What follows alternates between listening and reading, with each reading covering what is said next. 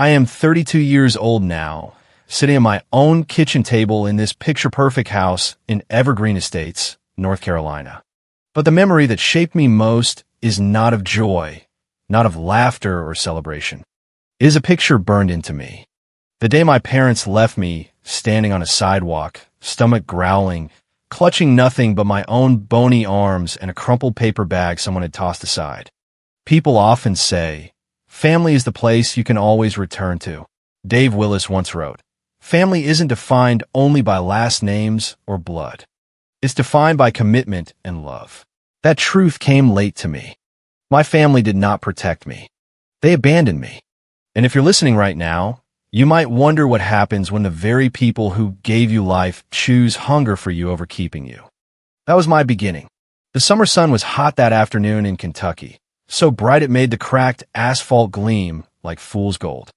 I stood near the grocery store entrance, pressed against the cool brick wall, trying not to sway. The air smelled of fried chicken from the deli inside, the kind of smell that should comfort a child, but instead it twisted my empty stomach into knots. I remember holding one hand against my ribs, as though pressing hard enough might make the gnawing stop. My parents had driven me there in silence, pulled into the lot, and told me to wait outside. Their words were sharp, almost casual. "We can't afford 3 kids," my father muttered, avoiding my eyes. "The boys need the strength more than you," my mother added quickly. "It's just for a while." Then the car door shut, the tires scraped against the gravel, and they were gone. I waited. At 8 years old, you still believe in promises, even cruel ones. I told myself they would be back before dinner. Hours stretched. People walked past with bags of groceries, laughing, kids holding ice cream cones. No one noticed the little girl leaning against the wall, except one older man who slowed down later. He bent slightly and asked, "Honey, where are your parents?" My cheeks burned hotter than the sun. Shame sealed my mouth. He hesitated, eyes soft with pity, then walked on. That moment cut deeper than the hunger, because even kindness reminded me of what I lacked. As evening shadows lengthened, I understood something children shouldn't. I was not wanted. They hadn't forgotten me. They had chosen to leave me. My hands trembled as I picked up that crumpled paper bag and hugged it close, pretending it carried food. The weight of emptiness pressed heavier than the bag itself. Later that week, when I found courage to sneak back into the house they once called ours, I discovered the cruelest proof of all. In the living room, stacked on the coffee table, lay the family photo albums. Page after page of smiling faces, my brothers at baseball games, blowing out birthday candles, opening Christmas presents under twinkling lights. Not a single photograph included me. It wasn't just dinner plates I had been excluded from. I was being erased from memory. I stared at the pages throat tight and whispered, "You can't be forgotten if you were never remembered." The bitter truth clung harder than hunger. Still, children are built to survive. I scavenged crackers left behind, wrapped them in napkins, and hid them under my mattress like treasure. At school, when I had no lunch, I filled my stomach with water from the fountain, holding it until it sloshed inside me. Every sip was a trick to fool my body that it wasn't starving. They say, what doesn't kill you makes you stronger. At the time, I didn't understand Nietzsche, but I lived his words. My resilience wasn't noble. It was necessity. I told myself, if no one will claim me, then I will claim myself. That night, as the store lights flickered off and the parking lot emptied, I sat on the curb with a stale piece of bread someone had dropped. I clutched the paper bag like it mattered, chewing slowly, staring out at the horizon. My eyes stayed fixed, searching for headlights that never came. I was waiting for someone, anyone, to choose me. And that was the day one man did. My grandfather Byram. When I looked up from that curb, the figure who approached wasn't a stranger. It was my grandfather Byram Whitaker. His face was lined with years of honest work, but his eyes, those steady blue eyes, met mine with a gentleness I hadn't seen in so long. He crouched down on my level, placed one large hand on my shoulder, and asked softly, "Child, when did you last eat?" The words nearly undid me. For the first time in days, I felt seen. Not just noticed with pity, but truly seen. My lips trembled, but I managed to whisper, "Yesterday." It was a lie. He didn't argue. He simply sighed, wrapped his coat around me, and stood tall. Byram led me to his old pickup truck and drove me hours through the Appalachian Hills to his home in Evergreen Estates, North Carolina, a place that looked peaceful on the surface but was already ruled by the early version of what would become the HOA nightmare. He lifted me onto the seat, tucked a wool blanket around me, and closed the door as though sealing me from the world that had just spat me out. The cab smelled of tobacco and pine shavings, an oddly comforting mix. As he started the engine, I pressed myself into the corner, clutching the blanket. The drive stretched on. Trees leaned over the road, their shadows flickering like ghosts of a past I was desperate to leave behind. I was so tired I almost slept, but fear gnawed at me. What if he too decided I was a burden? My voice cracked as I asked. They said they'd come back. Mama promised. He gripped the steering wheel tighter. Promises mean nothing if they aren't kept, child. That night we pulled into the long driveway flanked by tall oaks. Byram's house rose ahead, weathered wood, wide porch, windows glowing with warm yellow light. Rocking chairs lined the porch. The smell of cornbread wafted from the kitchen.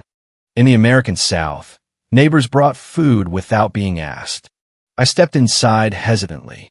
Byram knelt once more, so we were eye level. His voice was firm, steady like bedrock. From this day forward, you'll never wait for a meal again. I hesitated, whispering, but what if they come back? He didn't blink. Then they'll find you happy, safe, and fed. That'll be their burden to carry, not yours. That night, I lay in a bed softer than anything I'd known, clutching a quilt like a shield. My stomach was finally full, but my mind played the same cruel loop. My mother's last words, "I'll be back tomorrow." After that night, silence became the only sound left from my parents. Days stretched into weeks. Weeks became months. No calls, no letters. By the time 2 years had passed, I could no longer pretend. Their silence wasn't chance. It was choice.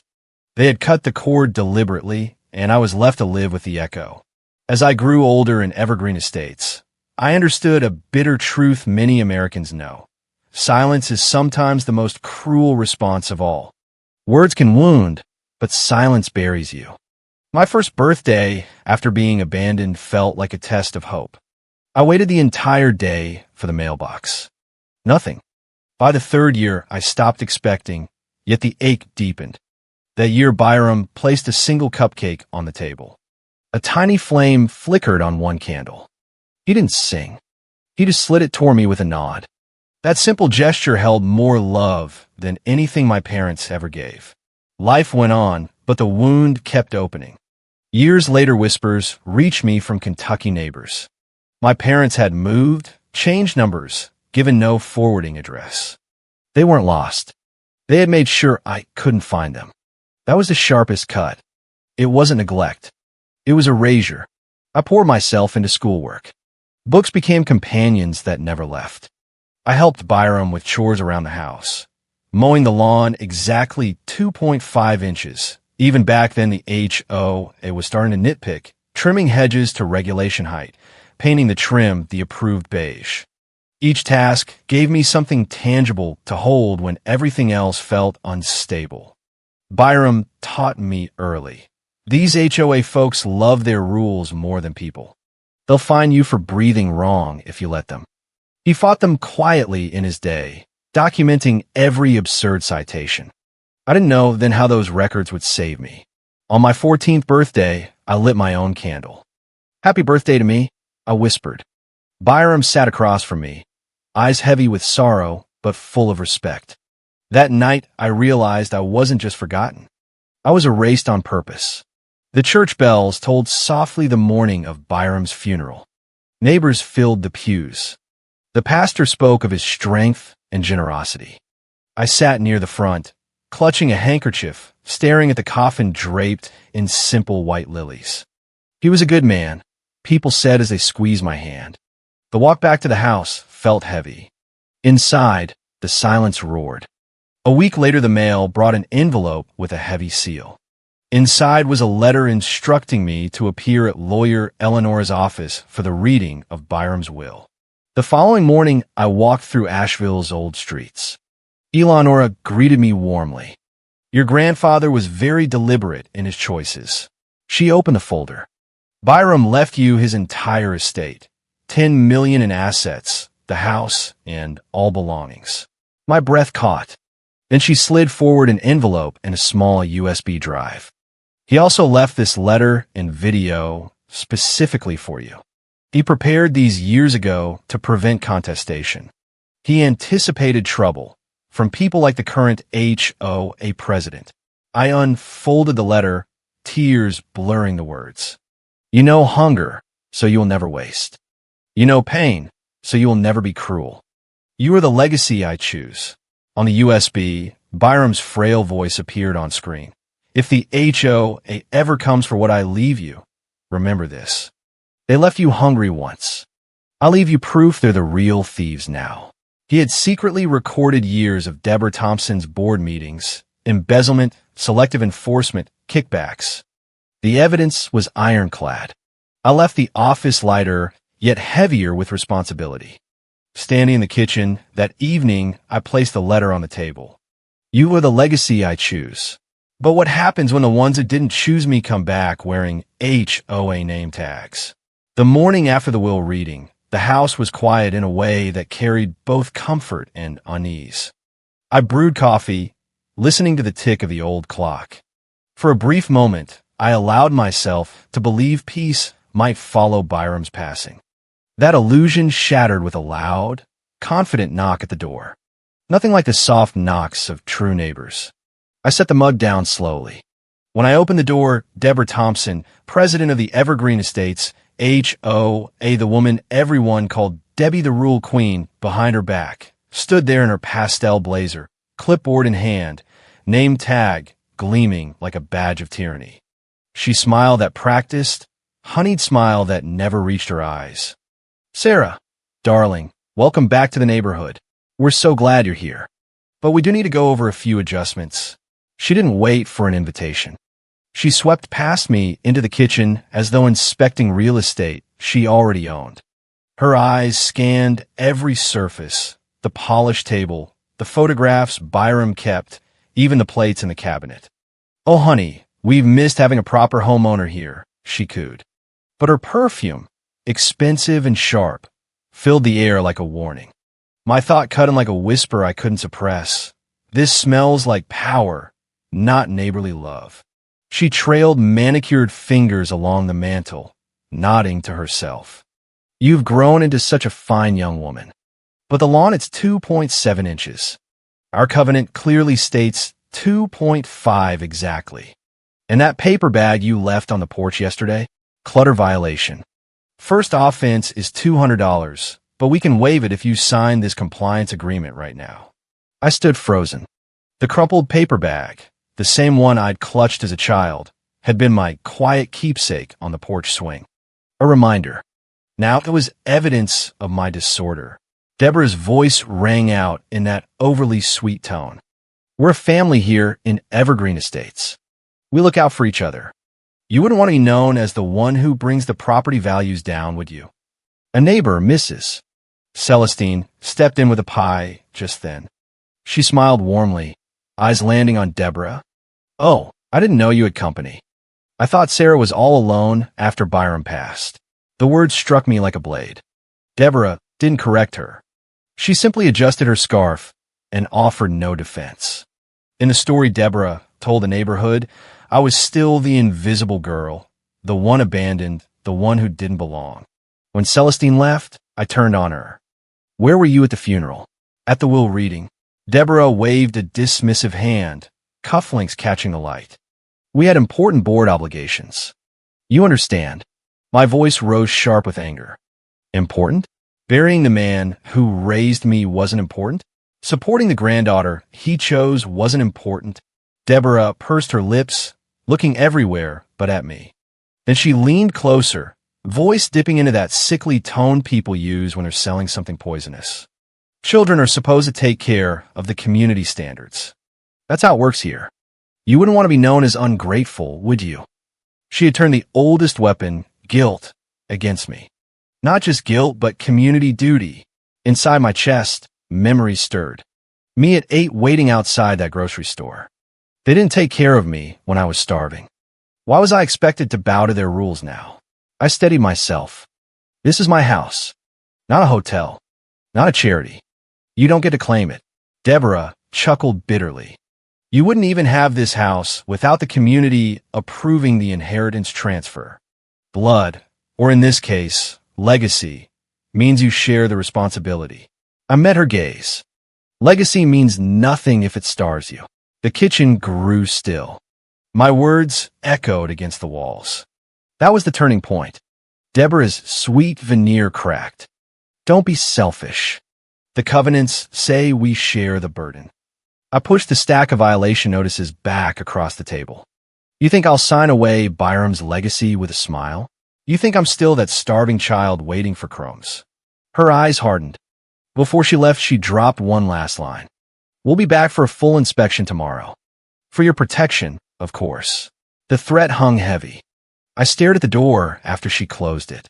When your own neighborhood becomes your enemy, you learn the true meaning of home invasion. That night, I made a call that would change everything. Eleonora, I whispered when she answered. She's here. They've started. She didn't hesitate. Don't sign anything. I'll be there first thing. And remember what Byram left you, the USB. Start recording every conversation.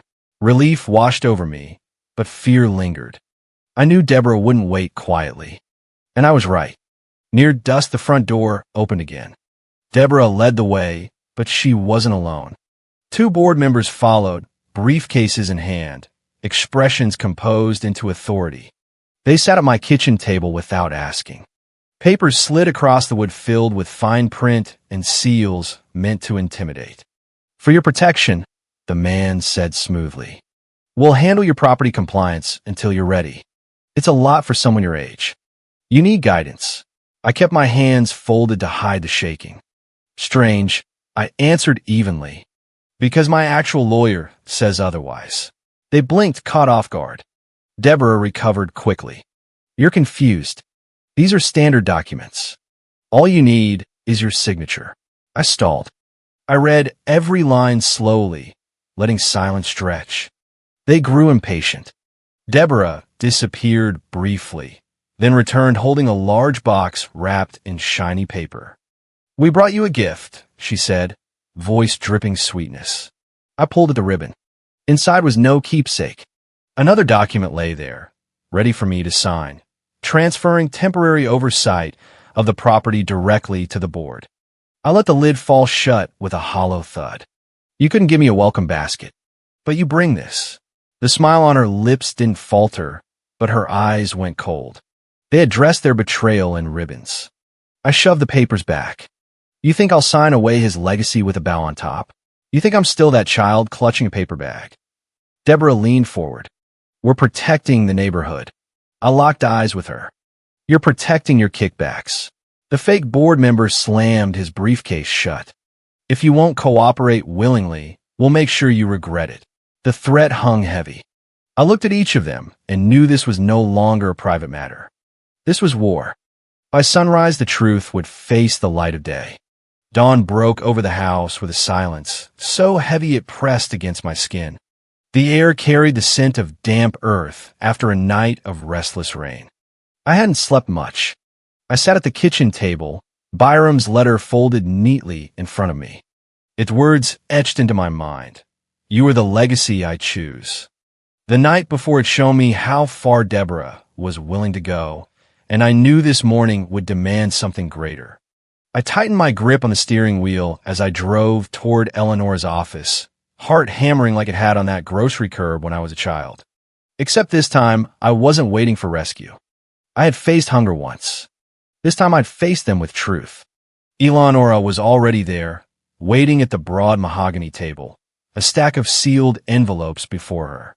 They're counting on intimidation, she said without preamble. We'll counter with facts and Byram's recordings. Not long after, the door opened and in swept Deborah and her 2 board cronies, the same so-called lawyer they had paraded into my kitchen. Deborah carried her clipboard again, confidence unshaken. Eleanor arose, her voice cool. Before we begin, I need to clarify the legal standing. She placed documents across the table. This is the official record that the HOA covenants do not override state inheritance law. Furthermore, Sarah has been a legal resident here for over a decade. She is the sole beneficiary. The board lawyer cleared his throat, but his bluster fell flat as Eleonora countered each objection with a corresponding document. One by one, their flimsy arguments crumbled. My heart surged with vindication. Still, the most powerful blow came not from paper, but from a voice. The door opened again, and Mirabelle, an old neighbor who had known me since childhood, walked in. She carried herself with quiet strength. "I remember her as a little girl," she said, nodding toward me. "I used to sneak her snacks when her parents wouldn't feed her. And I watched Byram fight the old board the same way Deborah fights now, for control, not community." The room fell silent. Deborah's face drained of color. Her carefully constructed mask slipped. Eleonora leaned back, satisfied. "The facts are undeniable. The witnesses are real. The estate remains untouched. And these recordings," she slid the USB forward. Deborah's fist slammed onto the table. "This isn't over. We'll find another way." Her voice was harsh, desperate. I stared at her. Their greed had no bottom. As we left the office, the realization carried with me. They weren't done. They had lost in the light of day, but their next play would come wrapped in false concern and tears. The morning after the confrontation, I awoke to an eerie calm. The storm of yesterday still clung to the walls, but the house felt quiet, as though Byram's presence was holding it together. I made coffee. That's when I saw it. An envelope slipped under the door. My mother's, no, Deborah's delicate script. I opened it slowly. The words read, "We're sorry. The community forgives you. Please sign the new compliance form." For 1 second, I felt my chest tighten with something that almost resembled hope. Could it be real? Then doubt swept in. Too many promises had been broken. By late afternoon, the sound of tires on gravel announced what my gut had predicted. Deborah and her board walked through the front door, dressed more modestly this time, as if humility could be stitched into their clothes. Deborah spoke first, hands clasped like a penitent. "We made mistakes. We're still your community." Her words were deliberate, each one designed to pull at something fragile.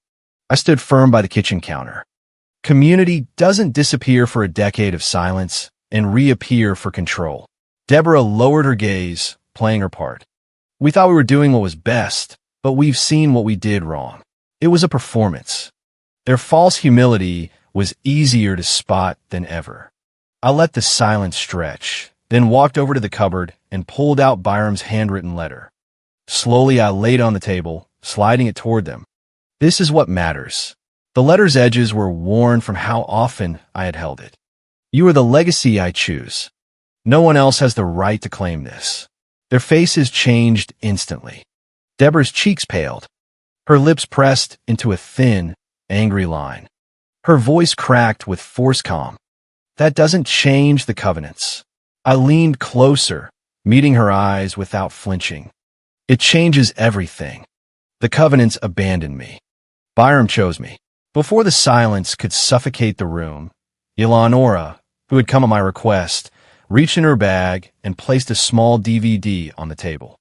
"He left this as well." I slid it into the player. The screen flickered. Byram appeared, thinner, but his eyes held the same piercing strength. His voice shook slightly with age, but cut clean through the air. "If the HOA ever comes back for what I leave, remember this. They left you hungry when you were a child. I leave this proof because you never left me. Deborah Thompson has been skimming fees for years. The recordings don't lie. The dead cannot speak lies," Eleonora said softly. "Their last words are their truest." I wiped my face. For the first time, the tears weren't of grief. They were of closure. Deborah sat stiff, unable to speak, shame painted across her face. One board member muttered, "This changes things." "Yes," I whispered, my voice steady. "It changed everything, but not your greed." I knew then the battle wasn't over. They had been stripped of arguments, humiliated by truth and video, but their hunger hadn't disappeared. Their next move would not be quiet. It would be public. The courthouse steps in Charlotte stretched before me like a mountain I had to climb. The marble gleamed under the morning sun. My legs felt heavy, but my back was straight. This wasn't just about the house anymore. It was about proving that blood, or in this case, covenants, isn't a free pass to betrayal. I paused halfway up and looked at the flag waving high above. Justice in America is supposed to be blind, but I knew how often it tilts under pressure. Today I wasn't walking in alone. Today truth had its day. Inside, the air buzzed with whispers. Reporters, neighbors, curious onlookers filled the benches. Deborah arrived flanked by her board, her arrogance cloaked in false humility. She clutched a handkerchief, dabbing at dry eyes.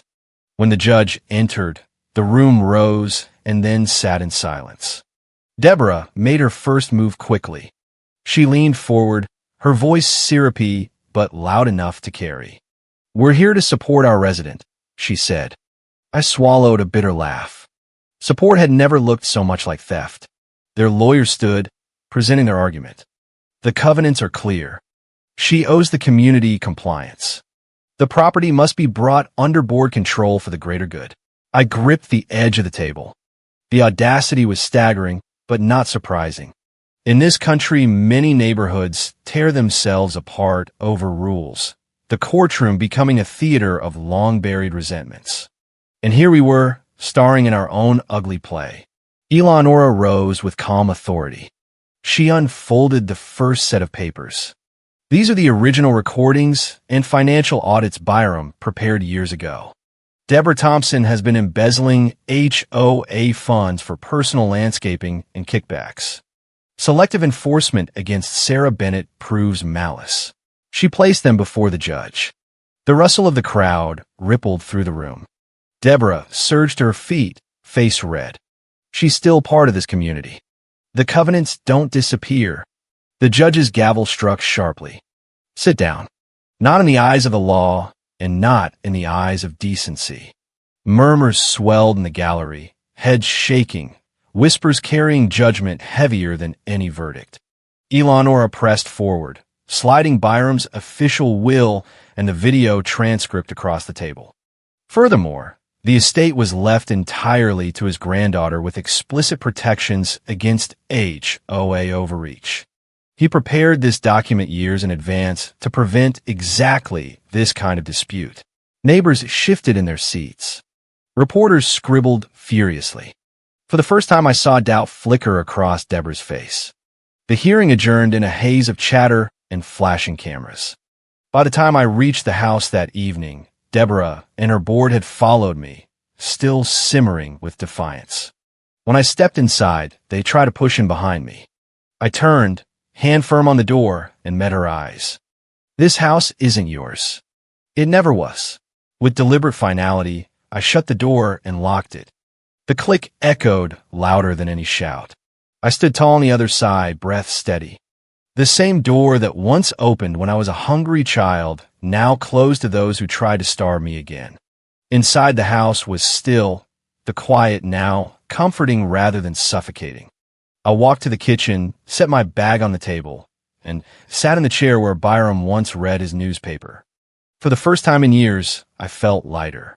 Yet alongside, that freedom was a shadow of loneliness. Winning doesn't erase scars. It doesn't return stolen birthdays or erase the memory of hunger, but frees you. When the gavel struck the day before, it didn't just close a case. It closed a chapter of my life. The courthouse had seen Deborah stripped bare of the power she clung to. The neighbors whispering as they left, with nothing but their pride cracked and their names spoken in shame. They had walked out with the same silence they once handed me as a child. Except this time, it wasn't mine to carry. It was theirs. Back at the house, the aftermath was quieter than I expected. I thought victory would sound like celebration, but it felt more like release. A deep exhale after holding my breath for years. Vindication carried weight. It doesn't erase scars, but it does make them easier to bear. Sitting at the kitchen table with Byram's letter beside me, I whispered, "We won, didn't we?" The walls didn't answer, but the peace in the house did. I had hardly settled into that calm when I saw them again. Deborah lingered at the porch, desperation replacing arrogance. She knocked, not loudly this time, but with the hesitancy of people who knew the answer before they asked. I opened the door just wide enough to face her. Her eyes brimmed with practiced tears. "The community needs you," she said. "This house was built on love, not greed. You don't belong here anymore."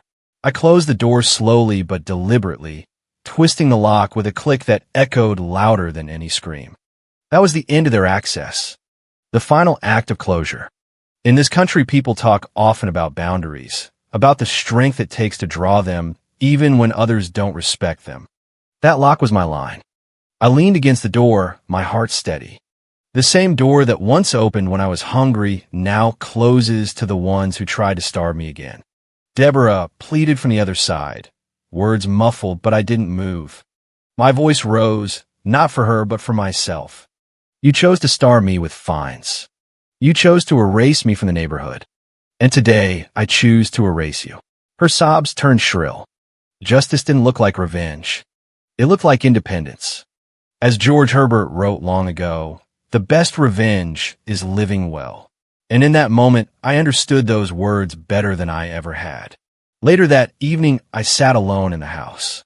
The quiet now a comfort instead of curse.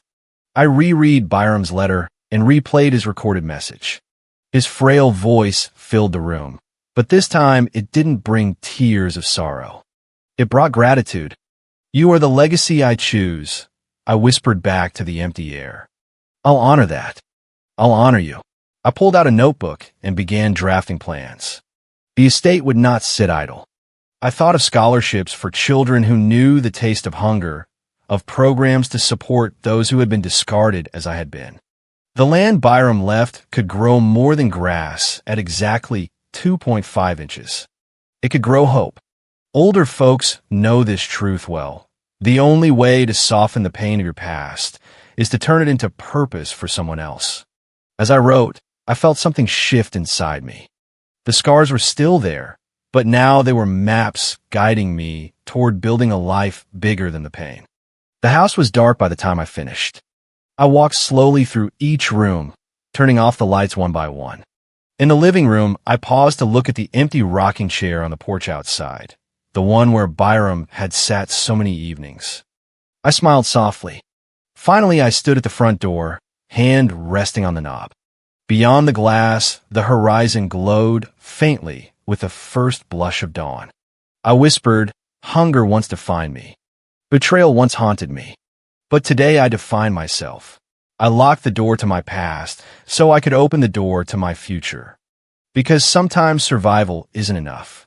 You must learn to thrive. And thrive I did. The next HOA election came quickly. Deborah's name was nowhere on the ballot. The board she once ruled had collapsed under the weight of public recordings and audits.